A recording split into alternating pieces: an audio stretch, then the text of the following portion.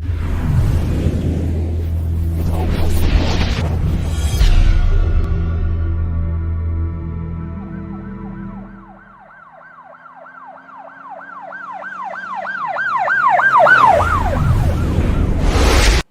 वालेकुम नाज़रीन, अल्लाह ताला से ये उम्मीद करता हूँ कि अल्लाह ताला ने आपको जहाँ पर भी रखा होगा अपने हिफ्ज़ अमान में रखा होगा। नाज़रीन, मेरे स्टूडियो का 4 चांद लग गए हैं। शहबाज बुखारी जो हैं पाकिस्तान के नहीं बल्कि इंग्लैंड में भी इनका एक नाम है, मुकाम है, और ये सिर्फ पाकिस्तान में केसेस नहीं कर रहे, इन्होंने जाके इंग्लैंड के अंदर भी है ना पाकिस्तान में उनके हक दिलाए हैं और वहाँ पर भी इनको प्रैक्टिस करने का एजाज़ हासिल है। अल्हम्दुलिल्लाह इनके बारे में जो है ना एक चीज़ जो है बड़ी हर ज़ुबान ज़द-ए-आम है, वो क्या कि सोसाइटीज़ ये ओमेगा प्रोजेक्ट देख रहे कितनी बड़ी बड़ी सोसाइटीज़ के जो है ना फ्रॉडियों ने लोगों का अरबों रुपया खा लिया, गुल कर दिया। इन्होंने जो है ना हकदारों को उनका हक दिलवाया और सोसाइटी के जो नाम नेहाद, जो अरबपति, जो खरबपति लोग जो फ्रॉड करते थे, उनके खिलाफ एफआईआर दर्ज करवाई। अब जो नदीम सईद वाई साहब है उनके ऊपर भी एक एफआईआर दर्ज हुई है और वो भी आपको पता है कि ओमेगा प्रोजेक्ट का जो मालिक है इसी ने वो सारा गपला और जो भी मामला उसने किया है ना, झूठी प्लांटेड बोगस किस्म की से एफआईआर दर्ज करवाई है। और ये एफआईआर देखकर मुझे हंसी आती है, यानी कि आपको पता है कि मैं कानून को फॉलो करने वाला बंदा हूं, मुझे हैरानगी इस बात की ये एफआईआर दर्ज कैसे हो गई इतनी जल्दी, इतने शॉर्ट टाइम पे, बगैर नोटिस दिए, बगैर दोनों पार्टियों को सुने। अब अंदर की बात क्या है, पाकिस्तान के सीनियर तरीन जो एडवोकेट है माशाल्लाह अल्हम्दुलिल्लाह मेरे स्टूडियो के अंदर मौजूद है, इनका नाम है सैयद शहबाज बुखारी। आप ये देखिएगा, ये जो एफआईआर नदीम सईद वाई साहब पे दर्ज किया ना, ये स्क्रीन पे आप देख रहे हैं। अब इस एफआईआर का पोस्टमार्टम मैं करने जा रहा हूं और मेरी नजर में इनसे बेहतर डॉक्टर कोई नहीं है। अब इनसे जानते हैं इस एफआईआर का बनेगा क्या। सर, मैं सबसे पहले जो है ना 2 हाथों से आपको सैल्यूट पेश करता हूँ कि आप हमारे छोटे से स्टूडियो में आए हैं और ये मेरे लिए इतने बड़े एजाज की बात है कि मैं आपको अल्फाज में बयान नहीं कर सकता हूँ। सर, ये जो केस अब आपके आता है 35 करोड़ रुपए का कि नदीम सईद वाई साहब जो है इतनी बड़ी पर्सनैलिटी और पूरी दुनिया में भी जाने जाते हैं, सर इसकी एफआईआर की हकीकत क्या है और आइंदा इसका स्टेटस क्या होगा, जरा थोड़े मेरे ऑडियंस से शेयर कर दें। शाहिद साहब, सबसे पहले आप एक वकील के वालिद हैं और आपके बेटे हमारे छोटे भाई हैं, बड़े प्यारे भाई हैं, और उस नाते आपके साथ भी एक हमारा इज़्ज़त का, एहतराम का बड़ा प्यारा सा रिश्ता है। Thank you. आज आपने इनवाइट किया मेरे लिए भी, क्योंकि देखिए हमारी लॉ फर्म का बेसिक हम लोग प्रो बोनो केसेस के ऊपर हमारा फोकस रहा है। ठीक है। एक्सेस टू जस्टिस की तरफ हमारा फोकस रहा है कि हमेशा ये जो आप अभी डिस्कस हम कर रहे हैं नदीम सईद वाई साहब का केस, इससे बहुत बड़ी बात है आगे की। सही बात है। हमने बहुत सी हाउसिंग स्कीम्स के खिलाफ जो लोगों को जस्टिस दिलवाने के लिए, कल एक पाकिस्तान की बड़ी सोसाइटी है उसमें डिफेंस थाना में शहरबानो साहिबा ने मेहरबानी की 406 की एफआईआर, प्लॉट नहीं देते, लोगों के साथ फ्रॉड करते हैं, लोगों को रजिस्ट्रियाँ नहीं करके देते, तो इसके लिए हम बड़ी मुख्तलिफ नामवर, और हमें बहुत से थ्रेट्स भी, बहुत बड़ी बड़ी ऑफर्स भी, लेकिन हमेशा मगरमच्छों को छेड़ते हैं ना, हमेशा से हमारा ये रहा। जहाँ तक नदीम सईद वाई साहब का मामला है, तो ये ओमेगा, एक्चुअली ये नदीम सईद वाई साहब का तो मैटर छोटा सा है। वाई साहब ने कोई 26-27 करोड़ रुपए के करीब इससे रकम जो है वो लेनी है। उसकी उन्होंने प्रोसीडिंग इनिशिएट की हुई है, चेक्स डिसऑनर हुए हैं, इसके खिलाफ एक लीगल प्रोसीडिंग चल रही है। वो लीगल प्रोसीडिंग से बचने के लिए इसने, क्योंकि इन लोगों के माफिया के हमेशा कांटेक्ट बहुत ज़्यादा होते हैं, पैसा इनके पास अवेलेबल होता है, और पुलिस को और सेम डे पे देखिए 406 की एफआईआर है। सबसे पहले आप अभी जो बात कर रहे थे कि 406 की एफआईआर के लिए एक प्रोसेस है कि उसको सबसे पहले एक जो जिसको मार्क होगी इंक्वायरी ऑफिसर वो सुनेगा, फिर स्टेशन हाउस ऑफिसर सुनेगा, फिर डीएसपी जो एसटीपीओ होता है, एएसपी या डीएसपी जो भी है वो सुनेंगे, फिर एसपी कंसर्न लास्ट पे सुनेगा और वो देन डिसाइड करेगा कि क्या 406 बनती भी है कि नहीं बनती। अब ये जो एफआईआर है इस पे ना तो कंटेंट से बनती है कहीं से भी, क्योंकि जिस कंपनी के अकाउंट्स के हवाले से बात की गई है वो अकाउंट्स पे एक्सेस ही नहीं है वाई साहब को। बिल्कुल ठीक। अच्छा, सबसे पहले मैं आपको बताता जाऊं कि ये जो विस्टा हॉस्पिटैलिटी इनके हवाले से 406 की एफआईआर कटवाई है, ये नदीम सईद वाई साहब तो उसके डायरेक्टर हैं, मालिक हैं, और डायरेक्टर के साथ साथ शेयर होल्डर भी हैं। यानी दोनों चीजें हैं, 2 डायरेक्टर हैं, एक चोरी सर्वर है, एक ये हैं, 2 ही शेयर होल्डर, एक चोरी सर्वर है, सारा उनके सिग्नेचर। वो तो जो वाइन साहब हैं ये शरीफ आदमी है, इन्होंने बैंक में अपने सिग्नेचर ही नहीं रखे, यानी कि जितनी भी ट्रांजैक्शंस होनी है वो तो चोरी सर्वर के साइन से होनी है, उसमें नदीम सईद वाइन साहब का तो लेना देना ही नहीं है। और अकाउंट्स के जो अभी तक हमने अकाउंट्स देखे हैं, मैं आपको दिखाऊंगा कि इतना ज्यादा वाइन साहब को तो शरीफ आदमी है और अकाउंट्स को इतना समझते नहीं, क्योंकि वो तो महकमा जो सुई गैस है उसमें बताया गया कि वो क्लर्क था और अकाउंट्स डिपार्टमेंट में ही काम करता था, तो वो अकाउंट्स को बड़े अच्छे तरीके से समझता है। तो अकाउंट्स में वो करोड़ों नहीं अरबों में उसने घपला किया हुआ है ऑलरेडी, और क्योंकि उसकी सिग्नेटरी है और वो सारी चीजें साबित होंगी, पता लगेगा कि ये विस्टा हॉस्पिटैलिटी इनके अकाउंट में ये पैसा था, ये इसके पर्सनल अकाउंट्स पे कैसे जाता रहा, इसकी अजीजाएं जो थी उनके अकाउंट्स में कैसे जाता रहा, इसकी जानने वाली खवातीन के अकाउंट्स में पैसा कैसे जाता रहा। तो ये सारी चीजें अभी अनफोल्ड होंगी। ऑब्वियसली ये तो कोई it's not a big deal कि ये ऑनरेबल हाई कोर्ट में जाएंगे, बेल में चले गए, बेल में फौरी तौर। अब ऑनरेबल हाई कोर्ट को जब जाके ये बताया जाएगा कि जनाब ये एसएचओ साहब माशाल्लाह इतना जबरदस्त काम कर रहे हैं और ये हर अथॉरिटी कानून के परखचे उड़ा देते हैं और इन्होंने सारी अथॉरिटीज अपने हाथ में रखी हैं।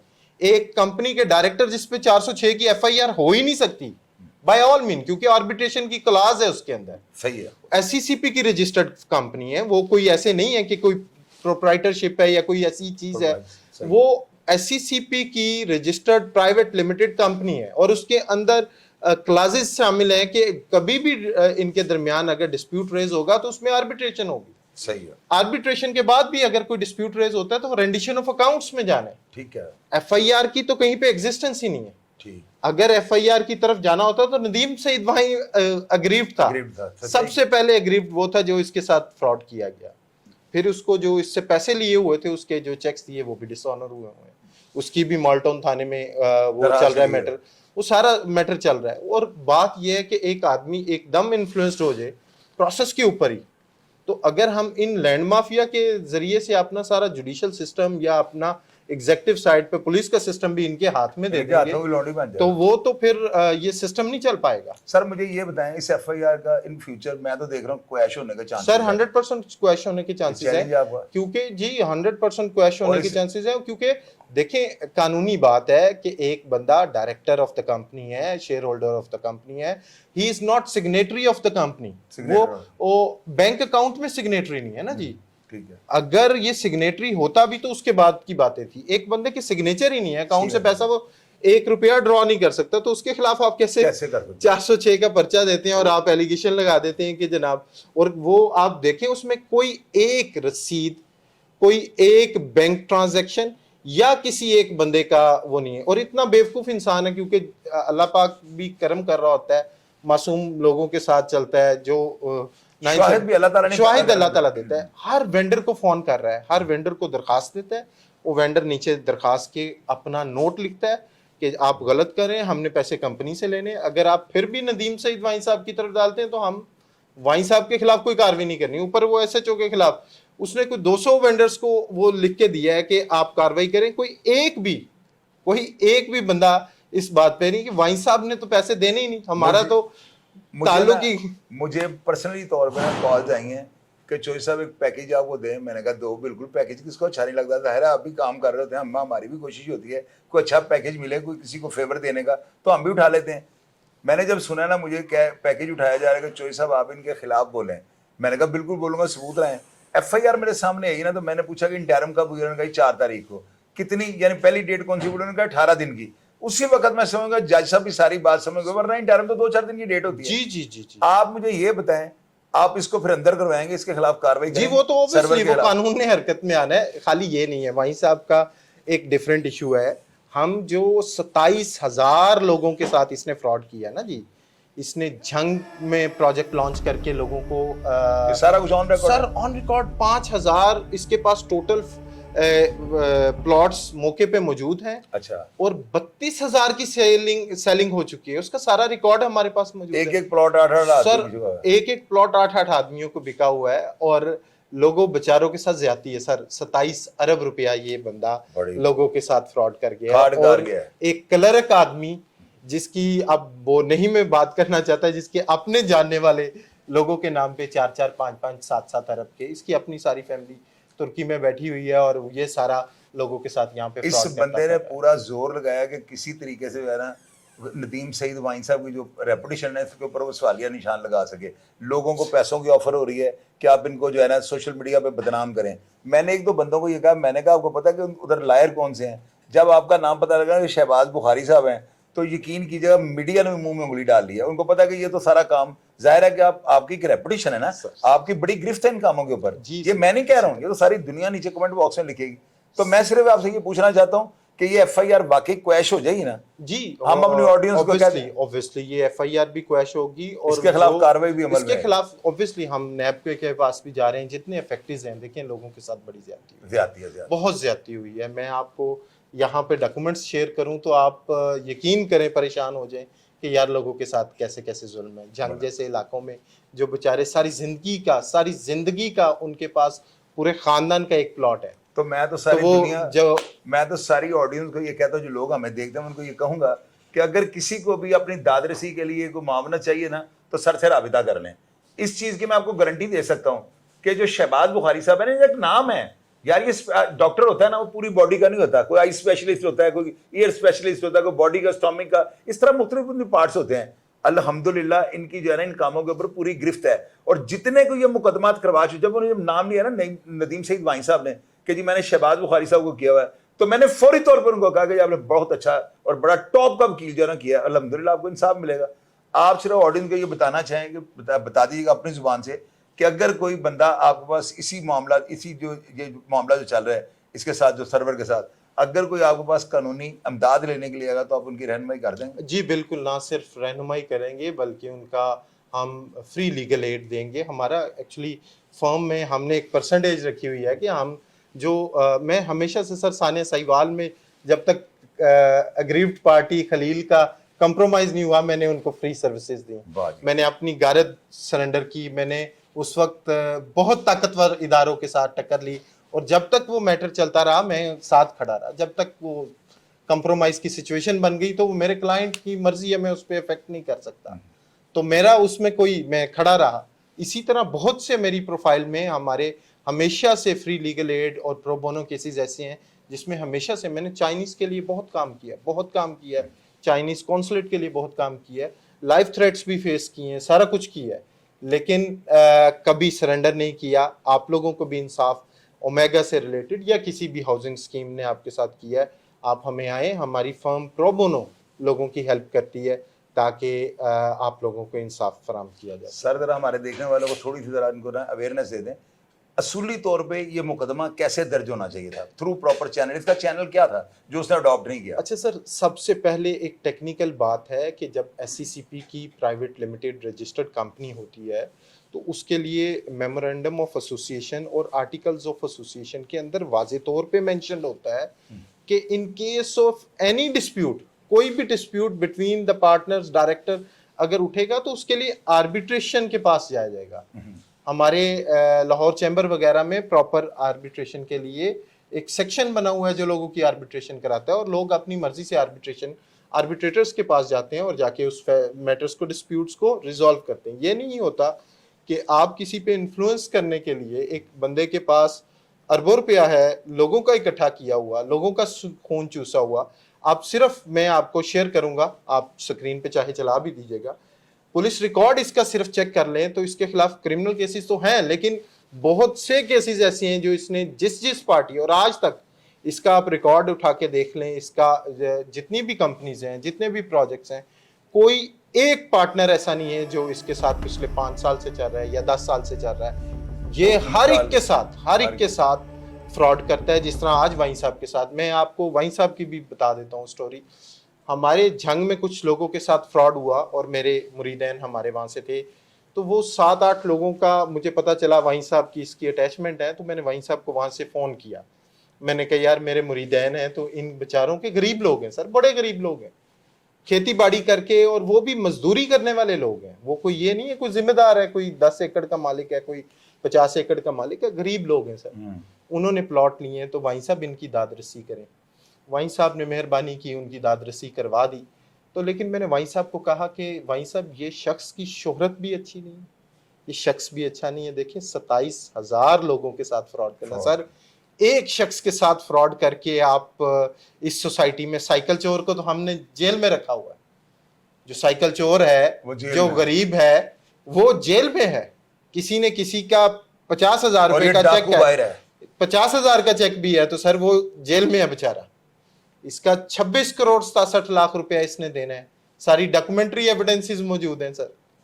इसके अलावा एक और मेरे पास इनके अफेक्टी हैं, उनके भी इन्होंने करोड़ों में देने, उनके सर पे ऑर्डर बने हुए 31 मार्च 2024 को 10 करोड़ 8 करोड़ 5 करोड़ के उस बेचारे के हक में पे ऑर्डर बने हुए, उसके नाम के पे ऑर्डर बने हुए।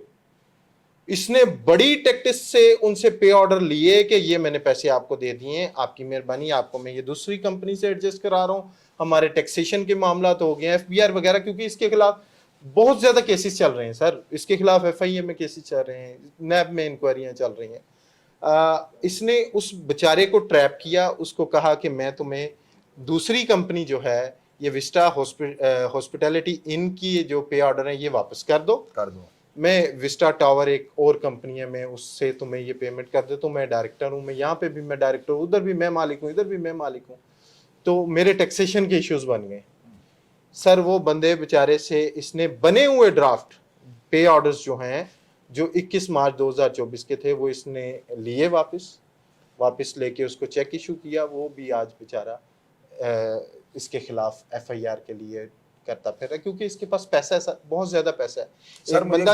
मुझे एक चीज बताइएगा, जितना माशाल्लाह आपने बताया और जितनी आपने इसके ऊपर रिसर्च की है, मैं तो हैरान परेशान हूँ, कितना बड़ा फ्रॉड किया, ये कहीं भाग ना जाए, आप इसका कोई बंदोबस्त सर। वो तो ऑब्वियसली वो ईसीएल वगैरह में नाम वो सर उसको अब प्रोसेस को हम इनिशिएट करते हैं और उसमें इसको बिल्कुल आप ठीक कह रहे हैं, ईसीएल में इसका नाम अगर ये भाग गया, जी, इसके मर्द मुकाबल खड़े हो गए हैं और आपने हक दिलाने का अज़म कर लिया जी। और मेरा ख्याल है आपका नाम आने के बाद दो ही चीजें, या ये सरेंडर करेगा, अपने आप को एडमिट करेगा मैंने फ्रॉड किया, तो या ये भागेगा। फरारी का रास्ता आपका काम ये बनता है मेरी नजर में ना, कि आप एक गुल्ला ठोक दें ताकि मुल्क से बाहर सर बिल्कुल। इसके लिए ईसीएल के लिए हम ऑनरेबल कोर्ट के पास जाएंगे, लेकिन हमारे कुछ रिस्पॉन्सिबिलिटी इदारों के पास भी आप रहने दें। ठीक है, इदारों का भी काम बनता है ना सर, इदारों को सब पता है नहीं वैसे उसका कौन शख्स क्या क्या फ्रॉड कर रहा है, रोजाना जाते हैं सर, लोगों को भगाते हैं। इस सिचुएशन में वैसे क्या तरीका कर होना चाहिए सर? उसके लिए कुछ नहीं, और ये जो केसेस इसके हैं इस सारों को लेके हम ऑनरेबल हाई कोर्ट में जाएंगे और उनसे गुजारिश करेंगे कि वो फौरी तौर पे इंटीरियर मिनिस्ट्री को डायरेक्शन पास करें और उसमें खरबों का गबला है। जी 100%। तो अगर ये बंदा भाग गया तो मेरा नहीं ख्याल ये वापस आएगा। लेकिन एसिड्स हैं इसके, यहाँ पर एसिड्स भी हैं, लेकिन ऑब्वियसली आप बात ठीक कर रहे हैं, उसके लिए हमें फौरी तौर पे उसको जाना चाहिए। लेकिन नाज़रीन ये थे शहबाज भाई, और मैं यकीन कीजिएगा 12 दफ़ा ये बात आपको कर रहा हूँ, आपको पता है कि मैंने हमेशा जिस गेस्ट को बुलाया ना, मैंने उसका मुकम्मल डेफिनेशन आपको दिया है। अल्लाह ताला ने जितना बड़ा इनको मुकाम दिया है ना पाकिस्तान और इंग्लैंड में, बेयक वक्त, यानी कि इंग्लैंड में जाके केस कर रहे हैं, आप अंदाज़ा लगाएं वहाँ पे जो पाकिस्तानी कम्युनिटी है वो इन पर कितना ट्रस्ट कर दिया है, और माशाल्लाह बड़े गरीब परवर हैं, और मैंने यहाँ तक सुना है कि इनका फोरम जो है ना गरीबों की मुफ्त इमदाद करता है।